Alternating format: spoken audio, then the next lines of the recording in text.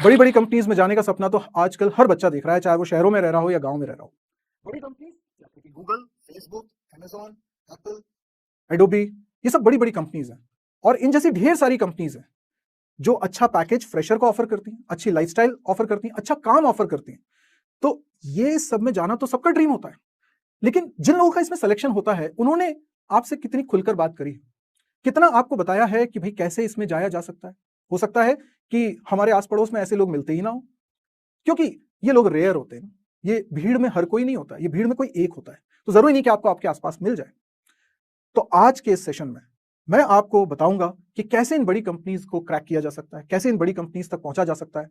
और मुझे विश्वास है इस बात का कि इन टिप्स को जानने के बाद आप डेफिनेटली अपने सपनों को पूरा कर पाएंगे। तो अब मैं आपको बताने वाला हूं पहले तो कि मैं कौन हूं।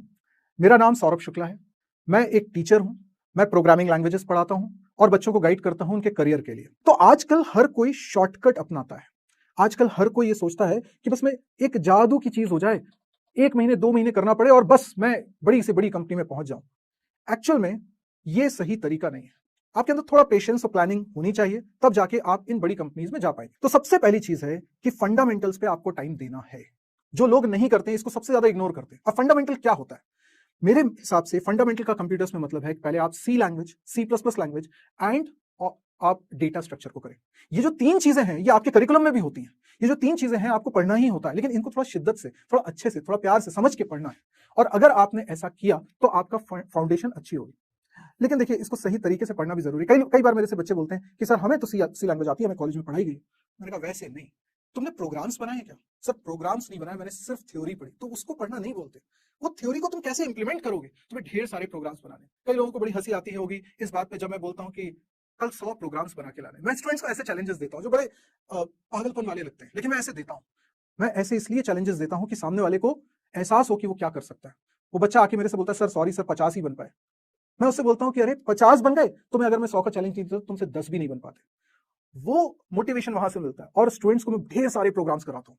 आप यकीन मानेंगे कि सी अकेली लैंग्वेज में मैं कम से कम 250 प्रोग्राम्स स्टूडेंट्स को करवाता हूँ। फिर सी प्लस प्लस में भी कराता हूँ, डेटा स्ट्रक्चर में भी कराता हूँ। और मैं कभी भी स्टूडेंट जब डाउट पूछता है मेरे से, मैं उसको सोल्यूशन नहीं बताता, क्योंकि मैं ये मानता हूं कि एक अच्छा टीचर वो है जो सोल्यूशन बनाना सिखाए। सोल्यूशन को समझाना टीचिंग नहीं है। सोल्यूशन को अगर मैं समझाऊंगा तो बच्चा समझने की प्रैक्टिस करेगा। मुझे उसका समझने की प्रैक्टिस नहीं करानी है, उसको सोचने की प्रैक्टिस करानी है। जैसे मैं एक सिंपल सा एग्जांपल देता हूं।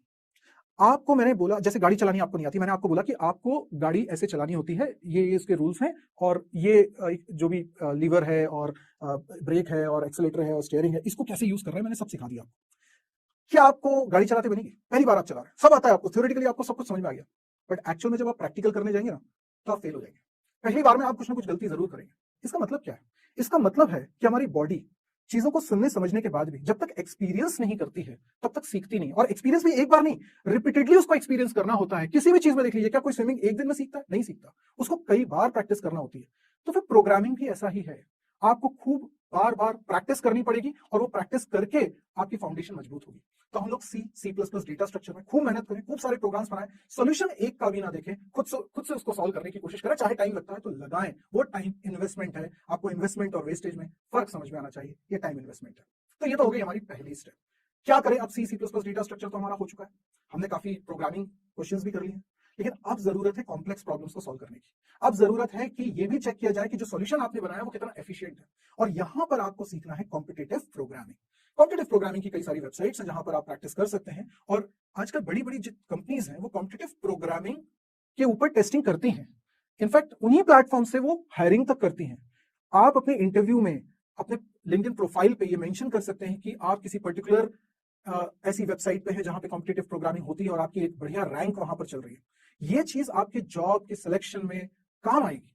तो कॉम्पिटिटिव प्रोग्रामिंग ये सेकंड स्टेप होनी चाहिए आपकी। ढेर सारी करिए, कम से कम 6 महीने तो लगकर आपको प्रोग्रामिंग करनी है। हर दिन कम से कम कुछ नहीं तो एक सवाल तो आपको करना ही है। चलिए, ये चीज भी आपकी हो गई, कॉम्पिटिटिव प्रोग्रामिंग भी खूब आ गई, अच्छे से प्रैक्टिस कर ली, प्रोग्रामिंग लैंग्वेज भी आपको आती है। कई लोगों को क्या लगता है? लोगों को लगता है कि प्रोग्रामिंग लैंग्वेज कौन सी सीख लें तो इन बड़ी बड़ी कंपनीज में हो जाएगा। मैं आपको बताना चाहता हूं कि इन कंपनीज को प्रोग्रामिंग लैंग्वेज जानने वाला व्यक्ति नहीं, प्रोग्रामिंग लैंग्वेज बना सकने की औकात वाला व्यक्ति चाहिए। यानी ऐसा व्यक्ति जिसको कंप्यूटर साइंस की इतनी समझ हो कि वो खुद प्रोग्रामिंग लैंग्वेज क्रिएट कर सकता है, उसको समझता हो। और भले ही नहीं आता हो तो उसको 7 दिन दिए जाएं तो वो चीजों का सब कुछ पता कर ले और वो बता सके कि इसका सोल्यूशन क्या है। इस लेवल के लोग चाहिए होते हैं। और ये कोई ऐसी बात नहीं कर रहा हूं कि अचीव नहीं हो सकता, ऐसा नहीं कि बहुत डिफिकल्ट है, सिस्टमेटिकली आपको चलना है। जैसे मैंने अभी आपको स्टेप्स बताई, तो अभी आपको 2 स्टेप तो क्लियर हो गए, पर तीसरी स्टेप क्या करनी है? तीसरी स्टेप्स है प्रोजेक्ट वर्क। अगर आपने जो सीखा है उसको अप्लाई नहीं किया, आपने उसमें कुछ बनाया नहीं, सॉफ्टवेयर बनाए नहीं, तो फिर उस नॉलेज का कोई मतलब नहीं है। ये जरूरी है कि आप कुछ अच्छी एप्लीकेशंस बनाएं, और जितनी बड़ी कंपनीज हैं वो इस बात में इंटरेस्टेड होती हैं कि आपने क्या प्रोजेक्ट वर्क किया, वही आपका एक्सपीरियंस एज अ फ्रेशर, तो वही आपका एक्सपीरियंस है। तो आप वो बनाइए, अच्छे से अच्छे प्रोजेक्ट बनाइए।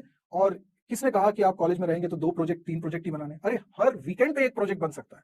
आप कोशिश तो करिए, हर बार आप पहले से बेहतर प्रोजेक्ट बना रहे होंगे। तो जितने ज्यादा प्रोजेक्ट वर्क आप करेंगे उतना अच्छा है, और धीरे धीरे करके खुद फिल्ट्रेशन होगा, खुद इंप्रूवमेंट होगा, और आप कुछ रियल वर्ल्ड की प्रॉब्लम्स को सॉल्व करने लगेंगे।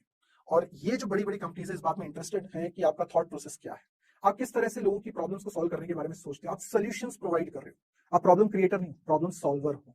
तो इस एटीट्यूड के बंदे चाहिए। तो प्रोजेक्ट वर्क बहुत ही ज्यादा इंपॉर्टेंट है। और आप जब ये भी कर लिया है तो अगली स्टेप होती है कि आपको इंटरव्यू प्रिपरेशन करनी है। देखिए, सब नॉलेज हो गया, सब हमारे पास अब है दिखाने के लिए, लेकिन उसको प्रेजेंट कैसे करना है, कैसे जब वो सामने वाला आपसे सवाल पूछेगा तो आपको सही तरीके से आंसर करना है। अब ये भी आपको सीखना पड़ेगा, आपको रिज्यूम कैसे बनाना है, उसके क्या टेक्निकलिटीज होती हैं, आपको लिंक्डइन जैसे सोशल प्लेटफॉर्म पे कैसे अपना प्रोफाइल डिजाइन करना है, ये सारी बातें बहुत इंपॉर्टेंट है। इसमें कम्युनिकेशन स्किल भी आती है कि आप अपनी बात को कैसे रख पाते हैं सामने वाले के सामने।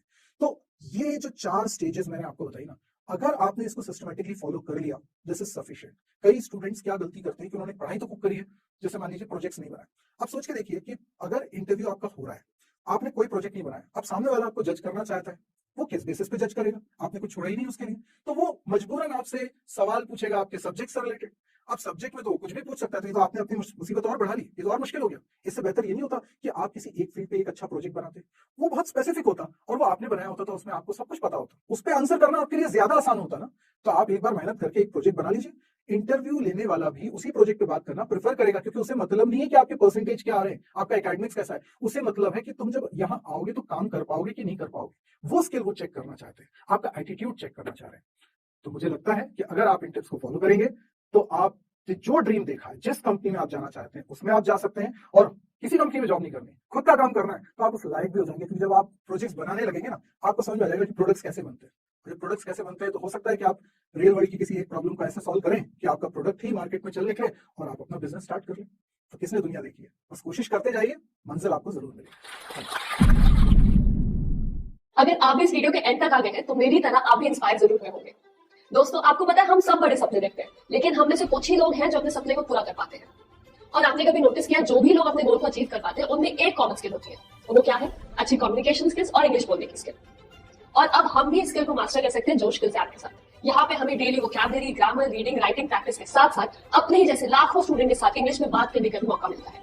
इससे हम अपनी इंग्लिश की फ्लुएंसी जो है वो इंप्रूव कर सकते हैं। तो चलिए आज ही अपने सपने की ओर पहला कदम लेते हैं भारत के number 1 spoken English learning app जोश स्किल्स के साथ।